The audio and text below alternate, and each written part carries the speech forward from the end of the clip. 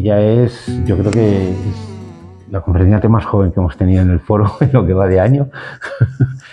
Está defendiendo su tesis. Bueno, todavía no tienes fecha, ¿no? No. Dicho. Vale, o sea que, pero vamos, es una estudiante de posgrado y probablemente dentro de muy poquito lea la tesis, ¿no? Se llama Mercedes Hernández y es geóloga e investigadora de la Universidad Complutense de Madrid, de la UCM.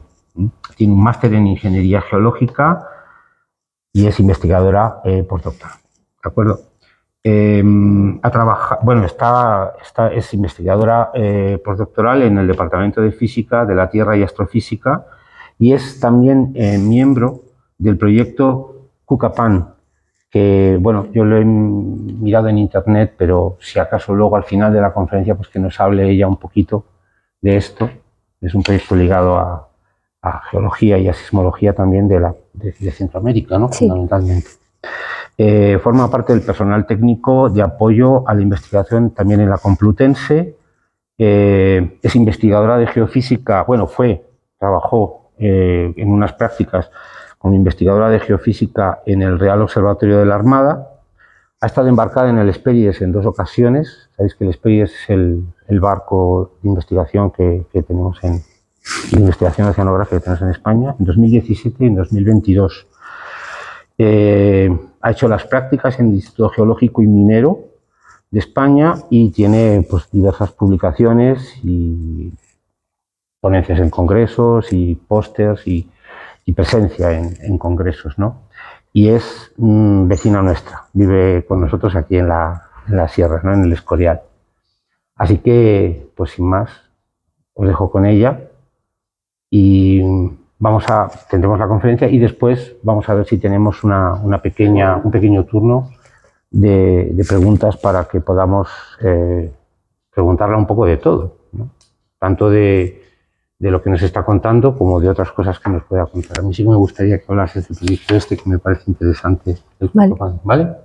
Pues nada, os dejo con ella, ¿de acuerdo? Bueno, en primer lugar, muchas gracias a todos por venir hoy.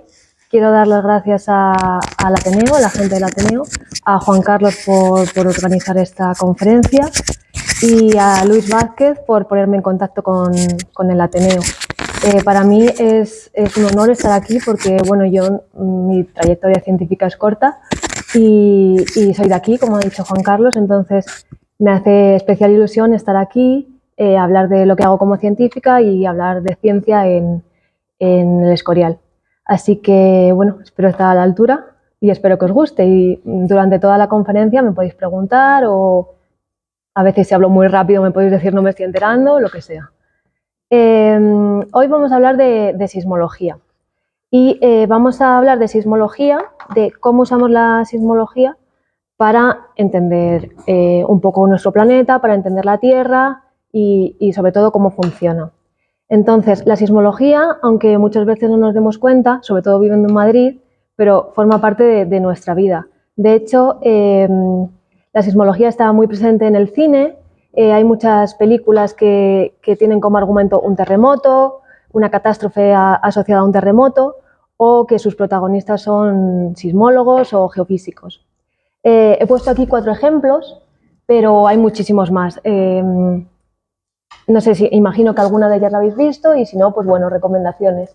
Lo Imposible es una película que trata de un tsunami que hubo en 2004 en el sudeste asiático y bueno, trata de toda la catástrofe después del tsunami.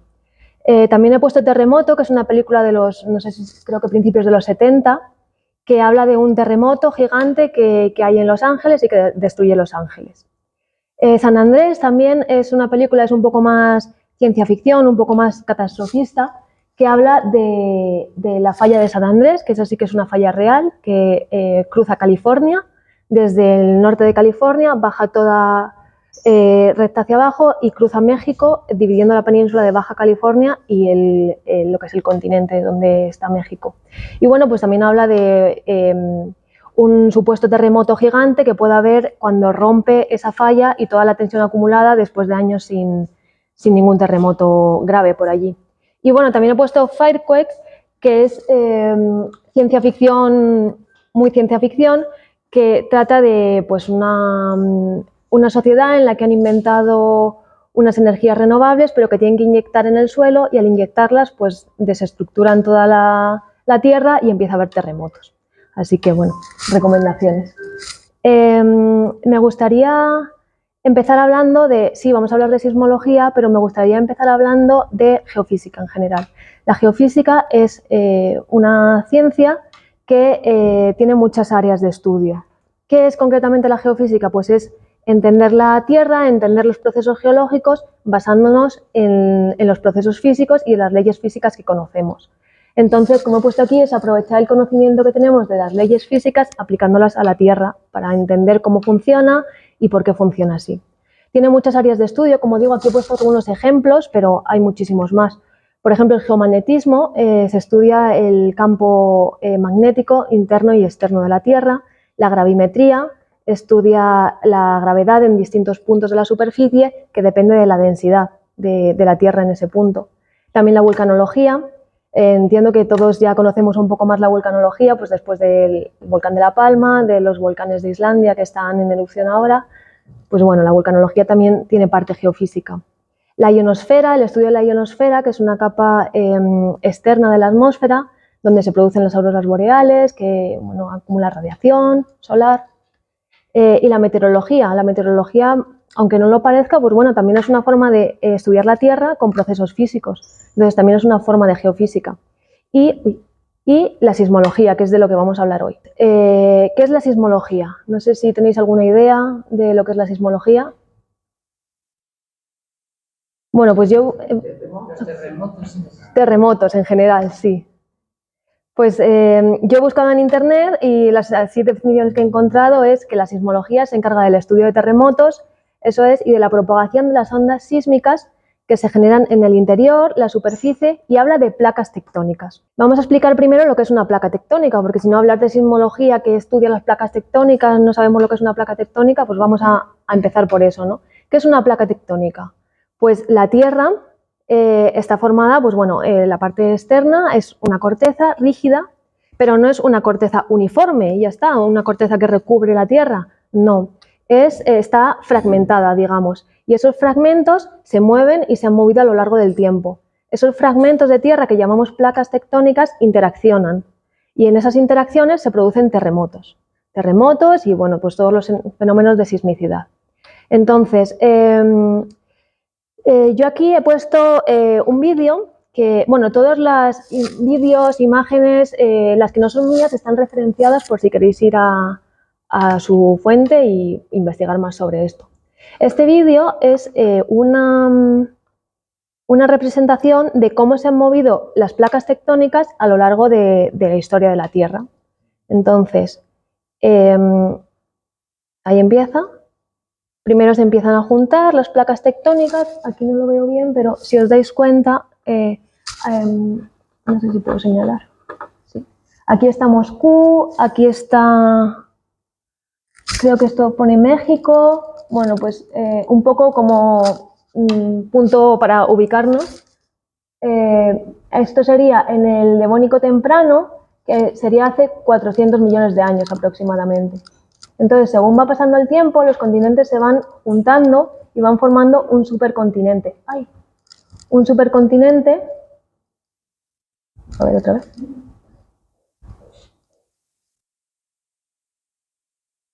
Ahí estaríamos en unos 300 millones de años. Sigue pasando el tiempo, 200 millones de años. Y ahí, no sé si lo habéis visto, estoy un poco torpe, que hay un supercontinente, más o menos por aquí, donde todos los continentes están juntos. Aquí tenemos Moscú, tenemos Los Ángeles, México, todo estaba junto. Esto hace unos 230 millones de años, en el Triásico medio. Entonces, después de esto, los continentes empezaron, bueno, las placas tectónicas realmente, porque no hablamos de continentes, hablamos de placas tectónicas, se empezaron a separar y es muy interesante cómo, por ejemplo, si nos fijamos en el sur de América y África, cómo el océano Atlántico se va abriendo y la velocidad con la que sube India y choca generando la cordillera de los Himalayas. Va tan rápido que el choque produce una cordillera tan gigante como los Himalayas. Y así es como estarían hoy en día. Con esto quiero decir que las placas tectónicas no es que hayan estado siempre en el mismo sitio o se muevan un poquito, rocen y se produzca el terremoto, sino que han tenido muchísimo movimiento a lo largo de la historia del planeta. Pero bueno, me diréis, pues muy bien, sí, se han movido, pero ¿cómo sabéis esto? Porque ha llegado alguien y ha dicho, bueno, pues como encajan, se mueven. Pues no, porque vamos a empezar explicándolo por el principio. Entonces, esto no tiene mucho tiempo. A principios del siglo XX, el geofísico alemán Alfred Wegener, no sé si os suena, pues se puso a observar, que bueno, es algo que muchas veces no se hace. Entonces se puso a observar y dijo, pues casualmente todas las líneas de los continentes, si los juntas, encajan. Esto es algo que ya se había dado cuenta más gente antes, pero también, aparte de que los continentes encajen, él puso más argumentos. Puso argumentos paleontológicos y puso argumentos geológicos. ¿Qué quiero decir con esto? Pues que, por ejemplo, dijo, yo este fósil de un reptil lo encuentro en Sudamérica, pero también lo encuentro en África. Entonces, ¿qué ha pasado? ¿Cómo este reptil ha cruzado el Atlántico? Y también un fósil de helecho lo puede encontrar en Australia, en la Antártida, en India, en África, en Sudamérica. ¿Cómo se ha movido el helecho? ¿Ha cruzado el mundo el helecho? ¿Cómo es eso? Entonces, aportando estas pruebas de paleontología y aportando también pruebas geológicas de edades, tomó muestras en varios puntos y se dio cuenta de que era la misma roca de la misma edad. Entonces dijo, pues esto en algún momento ha tenido que estar en el mismo sitio.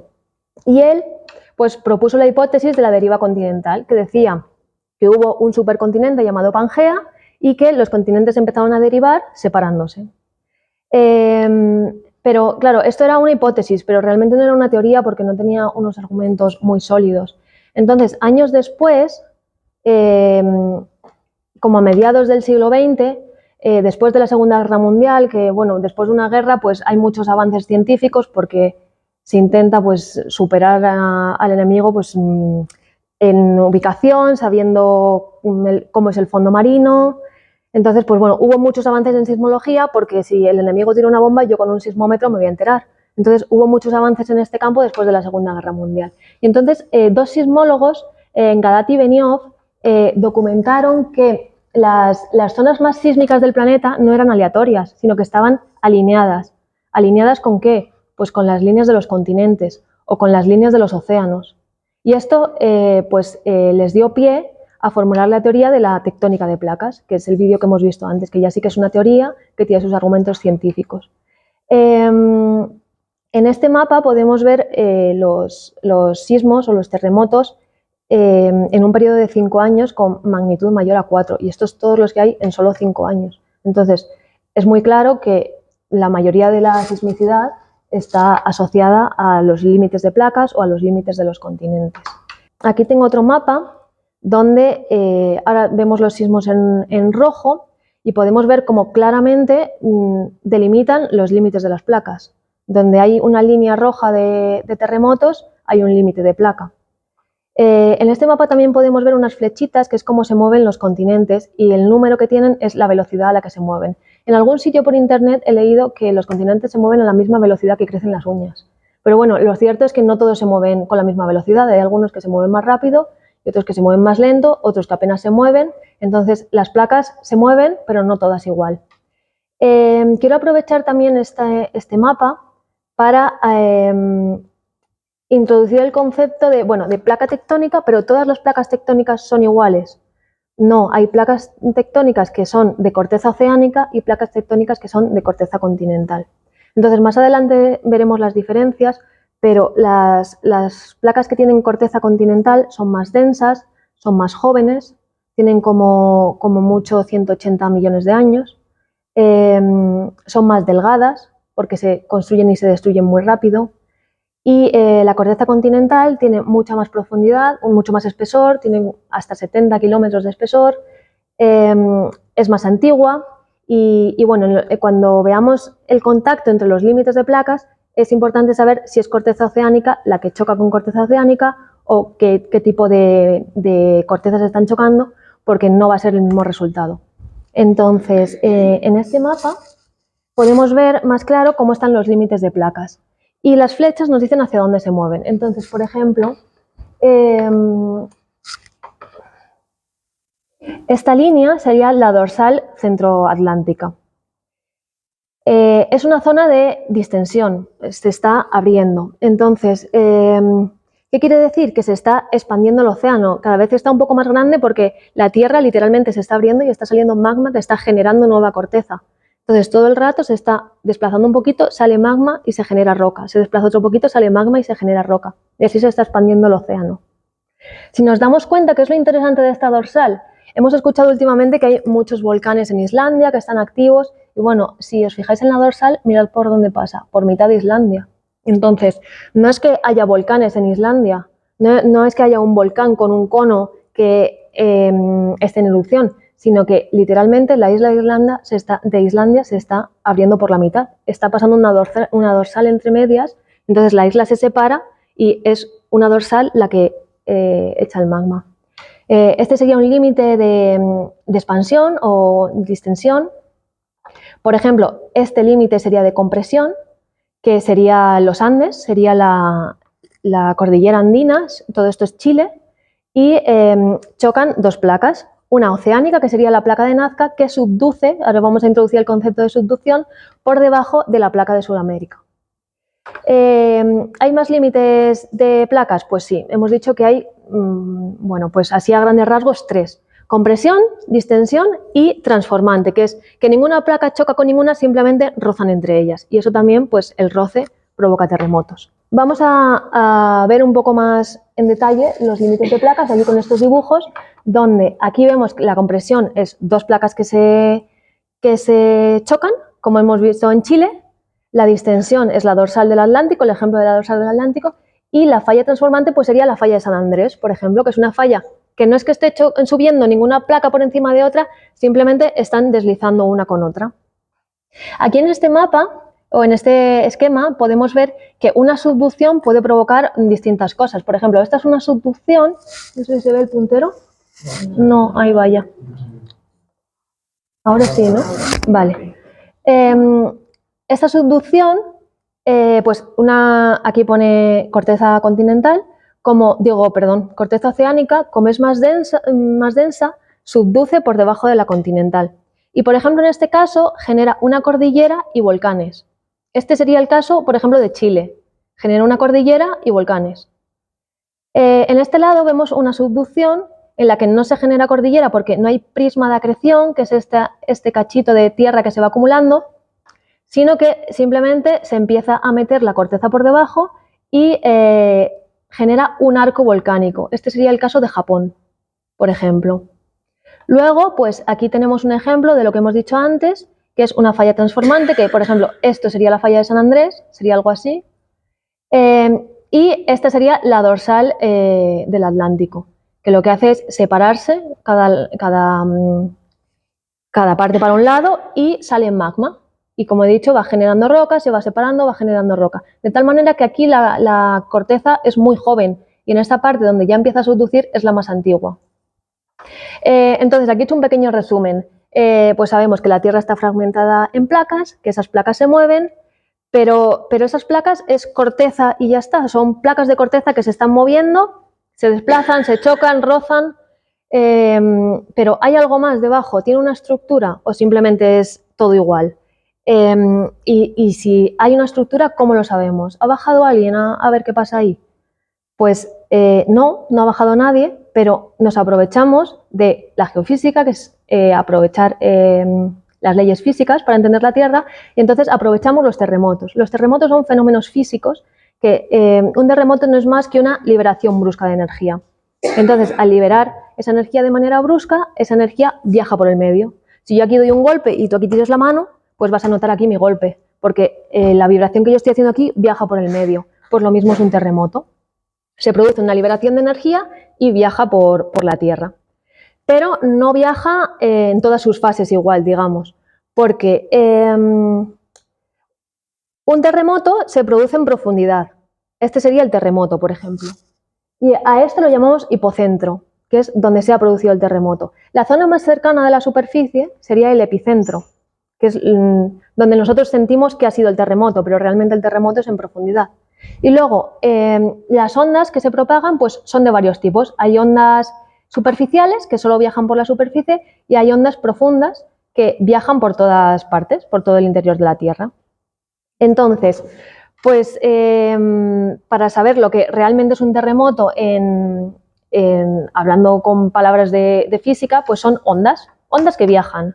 ¿Qué tipo de ondas? Pues hay varios tipos de ondas. Ondas P, que son las primarias, se llaman P por primarias porque son las primeras que llegan. Son las más rápidas, viajan entre 7 y 12 kilómetros por segundo dependiendo del medio en el que estén.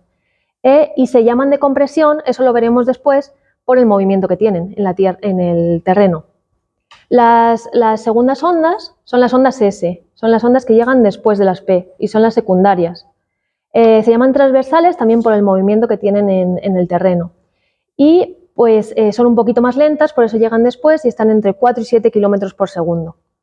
Y por último tenemos las ondas superficiales, que hay dos tipos, se llaman Rayleigh y Love, y son más lentas y solo se transmiten en superficie. Pero bueno, esto está muy bien como teoría, pero tampoco quiero aburrir con la teoría. Entonces, ¿cómo se ve esto en la Tierra? Pues se ve de esta manera. Este es un sismograma de un terremoto. Primero llega la onda P, aquí no hay energía, de repente me llega la onda P, yo tengo un sismómetro, un geófono puesto y le llega energía. Entonces salta el pulso eléctrico y se va disipando la energía y llega la onda S y vuelvo a tener energía. Y cuando ya se va disipando, llegan las ondas superficiales. Si os dais cuenta, las ondas superficiales tienen muchísima más amplitud. La amplitud es, digamos, el eje Y, tiene muchísima más amplitud que las ondas P, por ejemplo. Eso significa que van a ser más destructivas, porque nos van a afectar más. Aunque sean más lentas, van a mover más la Tierra, entonces nos van a hacer mucho más daño. Aquí he puesto unos ejemplos de, pues a día de hoy nosotros vemos en el ordenador estos sismogramas y son los que procesamos. Pero, por ejemplo, en los años 70 se usaba estos sismogramas. Esto es un sismógrafo donde podemos ver aquí los sismogramas. Este pues se usaba en los años 60, 70 y lo que es un tambor con carbón, pintado con carbón como ahumado y está enganchado a un sensor. Cuando ese sensor siente el terremoto, lo genera, bueno, un sensor no es más que un acelerómetro que convierte el movimiento del suelo en una señal eléctrica. Entonces, cuando el sensor nota movimiento, pues el sismógrafo lo pinta. Y aquí tenemos todos los sismogramas que va registrando. Pero el primer, no voy a decir sismógrafo, pero sí voy a decir detector de terremotos, fue en el año 132 después de Cristo, perdón, y fue fabricado en China, que fue no sé, botijo de cobre que a un científico se le ocurrió pues, construirlo y poner dragones a su alrededor. Estos dragones tenían dentro de su boca una bola de cobre. Y si os fijáis aquí abajo, se ven sapos con la boca abierta.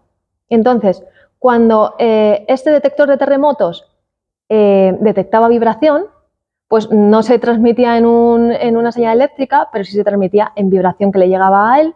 Entonces, la bola de la boca de los dragones se caía hacia un sapo. Y entonces decía, pues ahora tenemos un terremoto. Y en función de en qué sapo cayese, sabía la dirección en la que venía el terremoto. Así que en el 132 después de Cristo ya estaban detectando terremotos. Como he dicho, las ondas, aquí puedo darle, las ondas no son todas iguales, hay ondas P, ondas S y las ondas superficiales. Las ondas P hemos dicho que se llamaban de compresión. ¿Por qué? Pues por esto, porque lo que hace es comprimir el terreno. Estos vídeos son de una divulgadora y bueno, podéis consultar su web. Explica cómo las ondas P comprimen el terreno según esta sería, bueno, ya no se ve, esta sería la dirección del terremoto hacia acá y van comprimiendo el terreno. Por eso se llaman de compresión. Estas hemos dicho que son las primeras que llegan y son las más rápidas. Bueno, por eso son las primeras que llegan, porque son las más rápidas. Y se propagan en cualquier medio. Sin embargo, las ondas S hemos dicho que son transversales porque su movimiento es transversal a la dirección de propagación. Estas ondas hemos dicho que son secundarias y no se propagan por todos los medios. En medios líquidos no se propagan. Eso es importante porque nos va a dar una información.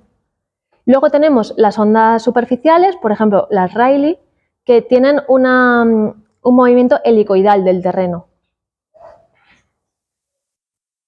La flecha sería la dirección de propagación y el terreno se mueve de manera helicoidal. Y luego tenemos las ondas Love, que serían como las S, pero en la otra dirección, serían como el movimiento de una serpiente. Y estas dos solo se propagan por la superficie. Entonces, sabiendo estas características, pues los terremotos nos pueden dar información de la Tierra. Entonces, si yo tengo... A ver si pasa. Ahora. Si yo tengo un terremoto, esto no es el Polo Norte, está girado, esto sería California y es un terremoto real que ocurrió en 1994 y todas estas flechitas son sensores que yo tengo. Entonces, si yo tengo un terremoto y sé que las primeras ondas son las P, las primeras que se propagan, bueno, realmente todas las ondas se propagan, salen a la vez, digamos, del terremoto, pero como unas son más rápidas que otras, pues claro, mira, en el primer sensor me llega la P y la S, ay, no se ve, ¿no? En el primer sensor me llega la P y la S casi a la vez, no las puedo distinguir. En el segundo sensor veo la P y luego la S. En el tercero veo la P y la S más alejada. En el cuarto la P y la S ya están más lejos. Como hay una diferencia de tiempo, pues la P va a llegar y la S, en función de la distancia, cuanto más lejos va a tardar más en llegar. Bueno, hemos dicho que las ondas P se propagan por cualquier medio, pero no se propagan en todos los medios igual. Hay un concepto que se llama impedancia acústica, que la impedancia acústica es la resistencia de un medio a transferir una onda. Entonces, por ejemplo, aquí la onda va feliz viajando por el manto y aquí hay un cambio de impedancia acústica porque se frena, cambia la pendiente. Esto se llama onda refractada porque sigue viajando pero no con la misma velocidad. Las ondas pueden ser reflejadas, que es una onda rebota, o una onda refractada, que es choca con la superficie de lo que sea y sigue viajando pero con otra velocidad. Por ejemplo, cuando metemos un lápiz en un vaso de agua, no lo vemos recto, vemos como que hace un quiebro, eso es refracción. Pues en este caso la onda se está refractando en el núcleo externo. Llega al núcleo interno y vuelve a coger velocidad, pero llega otra vez al núcleo externo y se vuelve a frenar. Y llega al manto y vuelve a coger un poquito de velocidad. Esto nos dice, si no tuviésemos el dibujo de abajo donde vemos las capas, nos dice que aquí hay un cambio, aquí hay otro, aquí hay otro, aquí hay otro, y por eso sabemos la estructura del planeta, del interior del planeta. No ha bajado nadie a verlo, pero sí podemos saberlo por esto. ¿Qué más podemos saber? Pues que las ondas S llegan al núcleo externo y no lo atraviesan, desaparecen. ¿Eso qué significa? Que el núcleo externo es líquido. El núcleo externo sabemos que es sólido porque las ondas P vuelven a coger velocidad, pero el núcleo externo es líquido porque las ondas S desaparecen, no viajan por el núcleo externo. Entonces sabemos que hay una corteza, que es lo que vemos, un manto que está debajo de la corteza, que es fluido, no es líquido, pero es fluido, que es pues el magma que sale. Luego hay un núcleo, que es que el núcleo externo es líquido, y luego hay un núcleo interno que es sólido. Eso es lo que nos dicen las ondas sísmicas. Aquí he puesto un vídeo que, es lo mismo, pero en un vídeo me parecía que se veía un poco más claro. Al principio no nos interesa mucho porque, pues habla de esto es lo que os he contado de las ondas S, y ahora habla de las ondas refractadas. Se pueden refractar de muchas maneras, reflejar, pero esto no me voy a meter aquí porque podría estar 2 horas. Entonces, vamos a ver cómo hay un terremoto y las ondas P viajan. Vale, un terremoto y las ondas P viajan. Llegan al núcleo externo y se refractan, cambian la velocidad. Llegan al núcleo interno y vuelven a coger velocidad. Y llegan al núcleo externo y se vuelven a refractar. Y luego llegan aquí al manto otra vez y se vuelven a refractar con más velocidad. Esta sería la trayectoria de las ondas P. Ahora vamos a ver la trayectoria de las ondas S.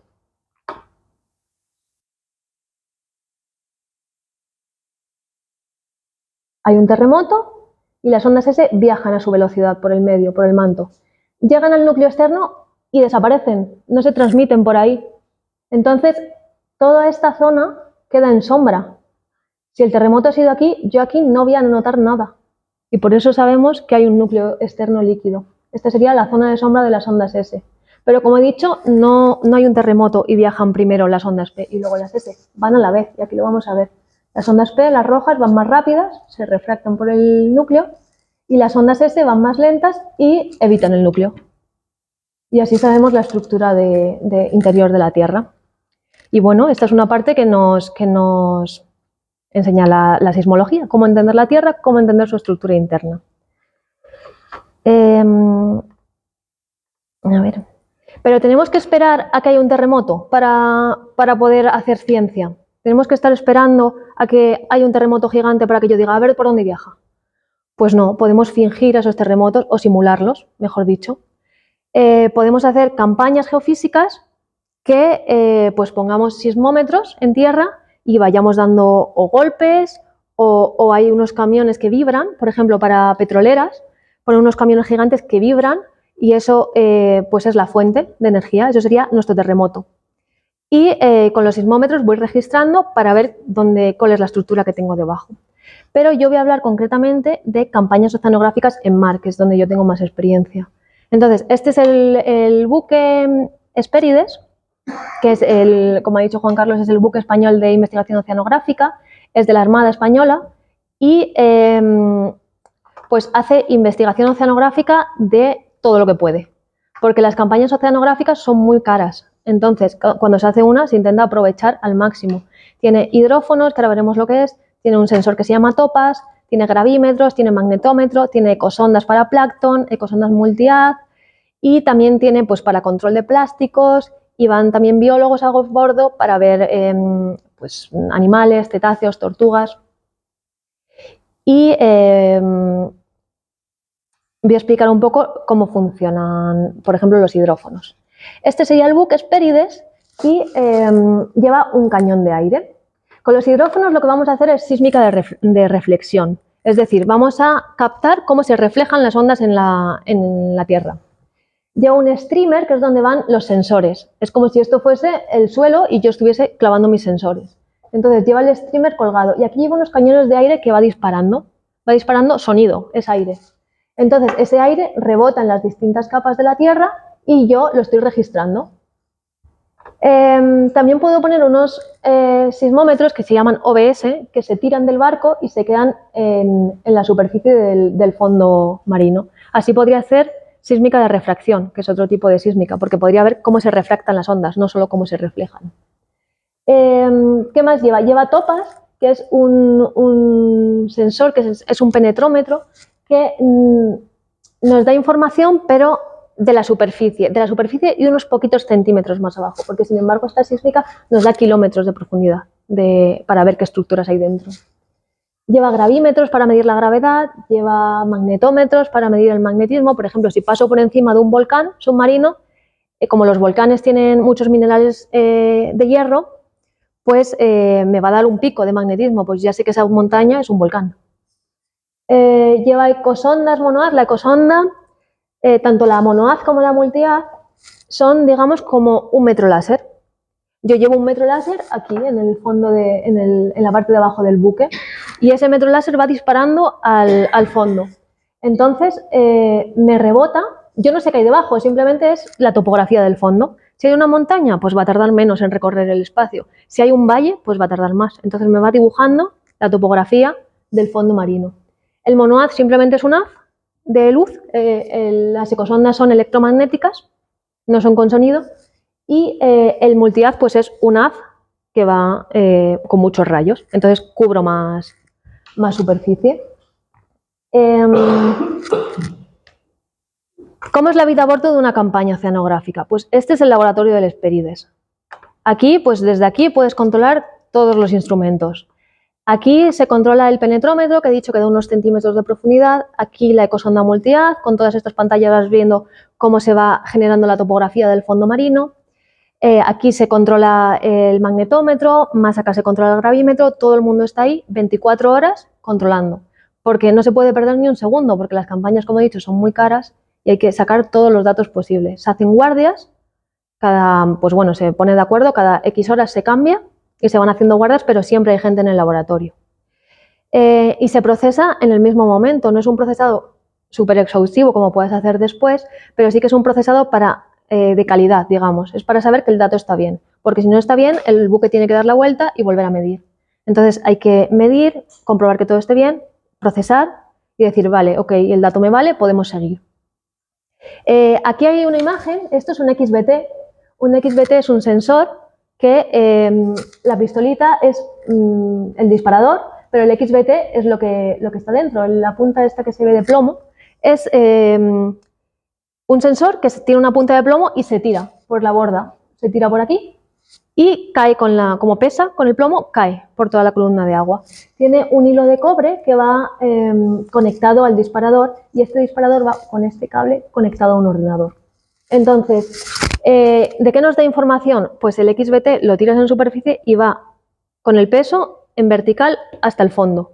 Y nos va dando información de la salinidad y de la temperatura para poder calibrar nuestros instrumentos. Porque no es lo mismo la velocidad del sonido o la velocidad de la luz en el agua, en un agua salada, que en un agua dulce, en un agua caliente, que en un agua fría. Entonces, eso lo tenemos que calibrar. Tenemos que decir cuántos segundos son los que tarda el sonido en viajar desde la superficie del barco, vamos, desde el contacto con el barco, desde la superficie del agua hasta el fondo, para después restárselos a nuestros datos. Vale, muy bien. ¿Y qué datos obtenemos? Pues esto son unos datos, estos son de mi tesis, son unos datos reales. Esto es México. Esta es la costa oeste de México. Y esto es lo que se hablaba, la topografía del fondo del mar. Esto es lo que hace el barco con la ecosonda. Como veis, tiene muchísima precisión. Tiene muchísima precisión. Podemos ver canales submarinos, podemos ver estos son volcanes, volcanes submarinos pequeños. Y como ya somos expertos en sismología, ¿qué podemos ver aquí? Un contacto de placa, una subducción. Es la corteza oceánica, que es la placa ribera, subduciendo en la corteza en la placa norteamericana, que es corteza continental. Aquí vemos la subducción. Vemos que aquí hay otro contacto de placas. Vemos que aquí hay una falla transformante, de las que son de desgarre. Por aquí vemos más fallas transformantes. Bueno, podemos ver todo. Se llama batimetría, pero realmente es la topografía del fondo del mar. Sí, tiene mucho detalle. Y esto sería una línea sísmica, que es la que hacemos con los cañones de aire disparando sonido. Y aquí no solo veo la superficie, sino que veo las estructuras que hay debajo de la superficie. Puedo ver, pues aquí la cuenca, puedo ver cómo es la subducción, qué ángulo de subducción tiene, puedo ver cómo es el prisma de acreción por dentro, qué estructuras tiene, puedo ver todo. Y bueno, estos serían unos datos reales que se sacan de una campaña como la que os he enseñado antes del Hesperides. ¿Cuánto tiempo tardas, por ejemplo, en hacer esta imagen que nos están mostrando? ¿Cuánto tiempo se tarda en sacar? ¿Cuántas campañas? Campañas, con una ya coges todos los datos, sí, claro. ¿Días de esa campaña para hacer eso? Pues depende de la planificación de la campaña, porque, por ejemplo, en las del Hesperides que van por España, se llama zona económica exclusiva, que es como estudiar las aguas españolas para ver qué hay, para hacer mapas. Esas son un mes embarcados, pero luego cuando va a la Antártida va 3 meses, intenta aprovechar todo el verano del hemisferio sur. Entonces depende de la planificación. Esta estuvieron 2 meses de campaña. Sí, bueno, es que no es solo esta línea es la que yo estoy procesando, pero hay otras 11 o 12 más. Entonces, claro, tú te planificas y dices, vale, pues yo lo que quiero saber es la estructura de la subducción aquí, quiero saber este límite de placas cómo es, quiero saber, entonces tú te planificas y dices, vale, pues voy a pasar por aquí, voy a pasar por aquí, voy a pasar por aquí, también optimizando un poco el recorrido del barco. Entonces dices, vale, pues para esto voy a necesitar 62 días y te planificas para los 62 días con margen de error por si hay imprevistos. Sí, y luego en procesar, pues bueno, depende. Si los datos son buenos y los programas no hay problemas, pues relativamente rápido, pero meses, sí.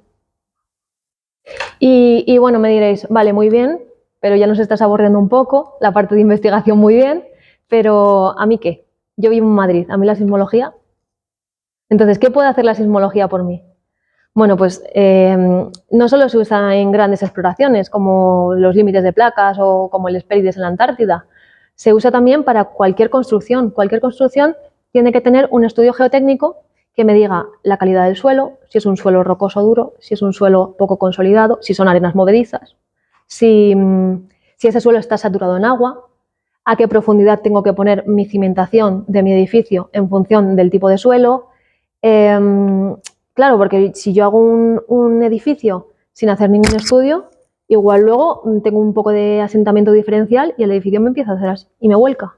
Entonces todo eso lo tengo que saber antes de construir. Y todo esto se hace con estudios geotécnicos que son estudios geofísicos basados en sismología. Utilizamos todo lo que sabemos de la sismología para hacer estudios pues, en los 30 primeros metros de suelo, no hasta el manto, pero bueno, para lo que nos interesa. Y independientemente del riesgo sísmico, tenemos que saber cómo es el suelo. Quiero decir, pues si yo estoy en Chile, en Santiago de Chile, pues sí, tengo que hacer un estudio porque no me tire un terremoto a la casa. Pero aquí en Madrid tengo que hacer un estudio geotécnico, pues también. Es obligatorio. También, claro. Tenemos que saber cómo van a estar nuestros cimientos y dónde van a estar nuestros cimientos.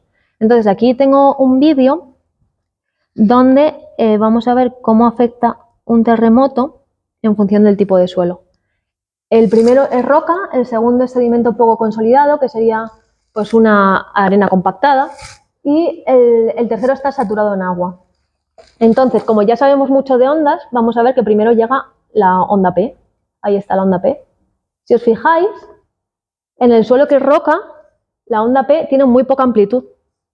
En el suelo que está menos consolidado, la onda P tiene un poquito más de amplitud. Y en el suelo que está saturado en agua, la onda P que era rápida y no hacía mucho daño, pues fijaos aquí lo que está haciendo ya. Simplemente por el tipo de suelo. Esto pasa en México. En México hay una cosa, en Ciudad de México, que se llama efecto sitio. Y es que el terreno que hay en México amplifica los terremotos. Igual hay un terremoto que no es muy grande, llega a Ciudad de México y se amplifica. Pasa esto. ¿Por el lago de Texcoco? ¿Es? ¿Por el lago de Texcoco? Es por el tipo de suelo, sí, porque son suelos saturados y entonces pues amplifican la señal. Es como un micrófono, amplifica la señal. Pues el suelo de México es un micrófono sísmico. Entonces seguimos y a la que nos va a venir la onda S, ¿no? Que son las secundarias. Vale, pues ahí llega. Aquí con más amplitud y aquí todavía con mucho más amplitud. Y aquí se mueve la casa y aquí se mueve todavía más. Pero cuando ya lleguen las ondas superficiales, que hemos dicho que son las que más destructivas son, aquí me va a mover el edificio, aquí prácticamente me lo va a tirar y aquí va a ser una catástrofe. Entonces, en función del tipo de suelo, tengo que tener cuidado con lo que hago encima. Independientemente de que haya riesgo sísmico o no, porque bueno, también pues lo que hemos dicho, puede haber asentamientos diferenciales y que me tiren el edificio abajo. Por eso es importante utilizar la sismología para hacer los estudios geotécnicos. A ver. ¿Qué es el riesgo sísmico? Bueno, pues el riesgo sísmico es la probabilidad de que se produzca un terremoto. Si nos fijamos en este mapa, donde hay los sismos que tenemos en todo el planeta, pues vemos que la zona de Chile, por ejemplo, tiene mucho riesgo sísmico. Pero ¿el riesgo sísmico es lo mismo que el peligro sísmico? No, porque yo puedo tener riesgo sísmico y que el sismo pues no me haga mucho. ¿Por qué? Porque el peligro sísmico, la peligrosidad, depende de la exposición, sí, si no tienes terremotos no te van a hacer daño, pero también depende de la vulnerabilidad de mis edificios. Un terremoto en Haití tira la ciudad entera, destruye todo, es una catástrofe. Pero ese mismo terremoto en Chile no les hace ni cosquillas, porque en Chile tienen una vulnerabilidad muy pequeña a los terremotos, porque saben que los tienen todos los días y entonces han dicho, bueno, pues vamos a ser inteligentes y en vez de construir el mismo edificio 10 veces, lo vamos a hacer sismo resistente. Sin embargo, en Haití, pues llega un terremoto y la exposición igual es menor que en Chile, pero la vulnerabilidad es mucho más alta, entonces tiene mucho más peligro. Porque ahí como he puesto, la peligrosidad es la exposición por la vulnerabilidad. Aquí he puesto un vídeo No sé si habéis estado alguna vez en zonas muy sísmicas como Santiago de Chile, Japón, sitios así, México. Pues hay muchos edificios que tienen unas estructuras como en X que son metálicas, que parece que son estéticas, pero realmente vamos a ver que son estructuras sismorresistentes. Estos edificios son muy típicos en Santiago de Chile y lo que tienen son muelles que amortiguan los terremotos. Entonces, el edificio se mueve con el terremoto, pero no le produce daños porque el edificio está como suspendido entre muelles. Entonces, aquí tiene unos... aquí tiene los muelles. Ahora sí. Aquí tiene los muelles. Y abajo, aquí también tiene unos amortiguadores sísmicos para que el edificio, pues sí, viene el terremoto. Yo eso no lo puedo controlar, que venga el terremoto, pero sí puedo decir, viene el terremoto, pero mi edificio se va a mover con el terremoto, pero no se me va a caer. Entonces, las construcciones sismorresistentes es juntar la ingeniería con la sismología, porque han conseguido hacer edificios que no se caigan cuando hay un terremoto. Vale, entonces, en un terremoto, magnitud o intensidad, ¿de qué tenemos que hablar? ¿Qué pensáis? ¿Qué escucháis en las noticias? La magnitud es importante. ¿Y la intensidad? También. Tenemos que hablar realmente de las dos cosas, porque son cosas distintas. La magnitud es algo cuantitativo, que yo puedo medir y es objetivo. Sin embargo, la intensidad, aquí he puesto la magnitud se mide y la intensidad se siente. La intensidad es algo subjetivo. Por ejemplo, en Santiago de Chile hay... gente, vecinos de las comunas, se llaman allí, de los barrios, que cuando hay un terremoto, pues avisan al centro sismológico y les dicen, pues yo que vivo en esta región lo he sentido con un 4, allí ya se lo saben, claro, lo he sentido con un 4 de intensidad. ¿Eso qué significa? Pues si nos vamos a la escala Mercalli modificada, que es la que se usa para la intensidad, un 4 sería los objetos colgantes oscilan visiblemente. Entonces, cuando ellos ven que las lámparas se les mueven, pues escriben al centro sismológico y dicen, oye, en la región de Las Condes yo he sentido un 4. Y otro dice, pues yo en la región de donde sea he sentido un 3. Entonces, hay una escala que, como digo, es subjetiva, porque yo lo puedo sentir y el de al lado, pues igual no tanto. Pero podemos ponernos un poco de acuerdo, por ejemplo, si hay dificultad para mantenerse en pie, pues sería en torno a un 7. Si no puedo conducir, si el coche se me mueve y me tengo que parar, sería un 8. Bueno, es como una manera de cómo siento el terremoto. Sin embargo, la magnitud se mide. La magnitud es la cantidad de energía liberada. Eso sí que es medición absoluta. Y no sé si habéis oído que muchas veces dicen magnitud en la escala Richter. Eso no se dice. Eso no está bien dicho. La escala Richter es una escala que sí, que es una escala de magnitud. Lo que pasa es que es una escala que a magnitudes muy altas se satura. Entonces, no podemos, digamos, cuantificar todos los terremotos, porque los pequeñitos sí, podemos decir 3, 4 en la escala, bueno, magnitud Richter, pero los grandes no podemos medirlos. Entonces, usamos una magnitud de momento, que es una magnitud escalar, que es así que no se nos satura para medir cualquier tipo de terremoto. Entonces, realmente, cuando dicen en la escala Richter, no está bien dicho porque no hay una escala Richter. La que se usa es la magnitud de momento, generalmente, que es MW. Entonces, cuando yo tengo un terremoto, pues digo, terremoto magnitud 3. Ya está, no digo nada más. Y bueno, luego intensidad, lo que sea. Pero magnitud y el número que hayamos medido, porque la magnitud sí que se mide. Bueno, estamos hablando de Chile, de Japón, de Haití, pero nosotros vivimos en Madrid. ¿En España es un sitio sísmico? En Lorca sí. En Lorca sí. Eso es interesante porque hay terremotos en Lorca si Lorca no es un límite de placas. Exacto, porque no solo hay terremotos, eso está muy bien porque no solo hay terremotos en los límites de placas, que yo aquí estoy hablando de los límites de placas, pero también hay terremotos intraplaca. Los terremotos intraplaca son por fallas, como en este caso la de Lorca, que es la falla de Alhama de Murcia, la que se movió, y Lorca tenía mucha vulnerabilidad porque no es un sitio que tenga edificios sismorresistentes. Entonces, con un terremoto que creo que fue de magnitud 5 o por ahí, pues hizo bastante daño.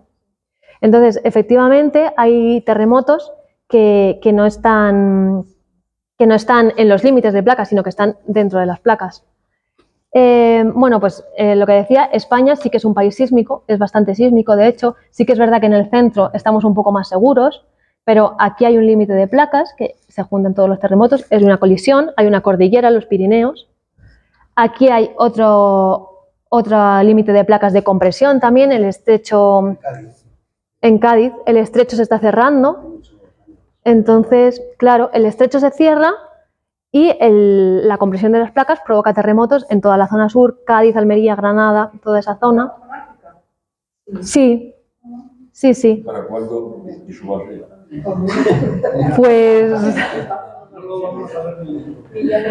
Pues creo que se mueve bastante rápido, pero claro, hasta que se junte. No sé, no te sé decir exactamente, pero sí que, no sé si te diría centímetro año, igual es mucho.